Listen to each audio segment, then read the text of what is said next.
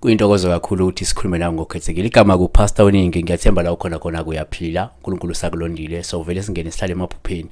So khuluma la ngencwadi kaJobe ethi ke iJobe 22 verse 21 ithi ke la sithobe kuNkulunkulu ube nokuthula naye. Ngaleyo ndlela ukuchuma kuzoza kuwena.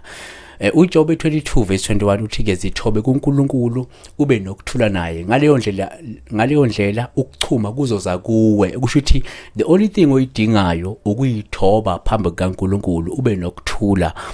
Ngaleyo ndlela leyo ukuchuma kuzoza kuwena. Kusho ukuthi you will not pray for ukuchuma, ngeke wakhulekela ukuchuma, angeke wafight ukuze uchume empilweni, kodwa nje ngenxa ukuthi uyithobile kuNkulunkulu waba nokuthula, should waba nepeace noNkulunkulu, ukuchuma kuyobe sekuyeza. Should the only thing esidingayo uku-attracta ukuchuma nempumelelo empilweni yethu ukuthi siyithobe phambi kaJehova sibe nokuthula. Iyona incwadi engishiya nawe le namuhla, kanti ke singene sigcile kona amaphupho la.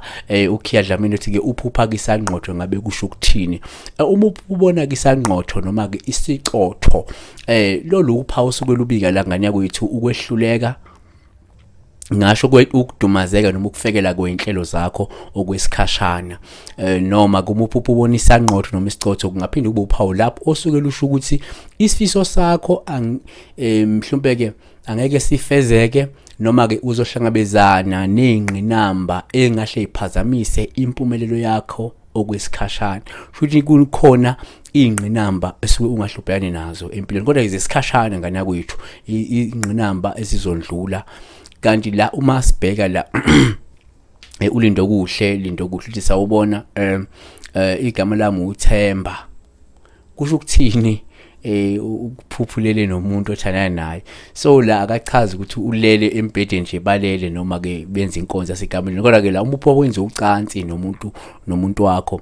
Esikhathini singubuye kube uphawu lapho suku lusho ukuthi kungenzeka lowo muntu umkhumbulile noma kade umcabanga ngenxa ukuthi mhlawumbe ukuthokozisa kamnandi ekamelweni, yabona, noma ke nje lowo muntu loyo usuke ekukhumbulile futhi mhlawumbe ecabanga la isuke khona.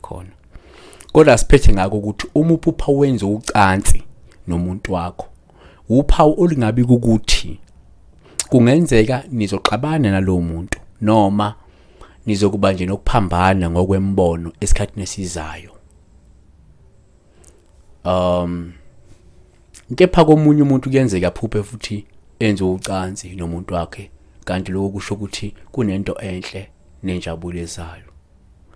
Khobo ngubani uthi sawubona pastor, ngibuphekela ngihamba nengwe ingijabulela. Okay, into yokuqala singayibala lokuthi umuphupha mhlawumbe uhamba naye ingwe ijabule. Lolu uphawu oluhle nolusho ukuthi ekugcineni uzoyinqoba mhlawumbe inkinga zakho ngokuphikelela noma ke ngokuphokopela phambili. Kodwa futhi ebuye siyaphinde sikubalulela ukuthi umuphupha uhamba naye ingwe futhi ijabule.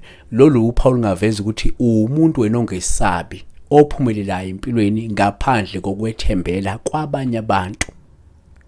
Siphetha ngako ukuthi uma uphupha ke uhamba nayo ingwe futhi ijabule, kungenzeka kube uphawu olusho nje kwembathwa amandla edlozi lobukhosi noma amakhosi ke empeleni. Futhi ngaphinde kusho ukuthi umuntu onesithunzi noma uzothola ukuhlonishwa emkhakheni wakho. Siyabonga. uNkulunkulu enibusise, uNkulunkulu enisikelele.